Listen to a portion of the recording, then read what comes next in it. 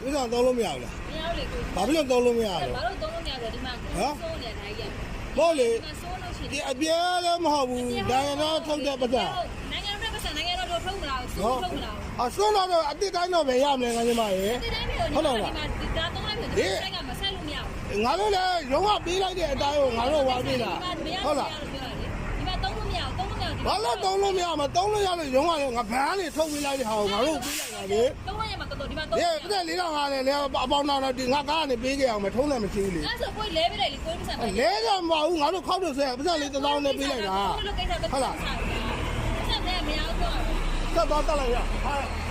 ရတယ်ဒီကိစ္စရှင်းပြီးတော့ငါကောင်းပါစင်းပြီးပဲတဲတာမရှိဘူးနော် ကိုပတ်စံတော့တာ ဟုတ်တယ်မဆုံးငါပတ်စံမပေးရမဟုတ်ညီလေကိုပတ်စံပေးတာ ပတ်စံပြဟုတ်တယ်ဒီမှာသုံးလို့မရတော့သုံးလို့မရဘူး ငါလည်းလာလို့ပြန်အားလိုက်ရလေးတယ်ပြန်အားလိုက်ငါတို့ယူရင်းမယ် ပြန်တာမကားလိုက်ဖြစ်တယ်ပတ်စံ ငါလည်းမအများနဲ့သွားနေတာ အဲ့မြဲတော့ဒီတစ်ခေါက်သွားနော်ကိစ္စမဟုတ်တာတကယ်ပြောတာဒီမှာပြန်ဆိုင်ကမ ဘာမို့လေဘာတော့မှရလို့ပေးရတဲ့ကိစ္စကိုစွန်းတယ်ဆိုဘာလို့ကြီးစွန်းလို့တော့ငါတို့ရုံးကပေးတဲ့အတိုင်းပဲငါတို့လည်းတဲ့အဲ့ဒါငါတို့လည်းစိုက်တောင်မှငါတို့မှမရှိတာ ဒီတော့သွားတဲ့ကဆက်တော့မပါဘူးလား မပါဘူးကားကြီးတွေမောင်းပြီးတော့ထမင်းငတ်နေတာအရှိကြီးတွေမောင်းပြီးအရှိကြီးငတ်နေတာ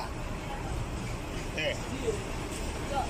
ကျန်တော့ဟောပြီးတော့စလိုက်နေတယ်လို့ပြန်ပတ်စံကောင်းတယ်ဘာမှမဖြစ်ပါဘူး ငါတို့လည်းဘာမှမဖြစ်ဘူး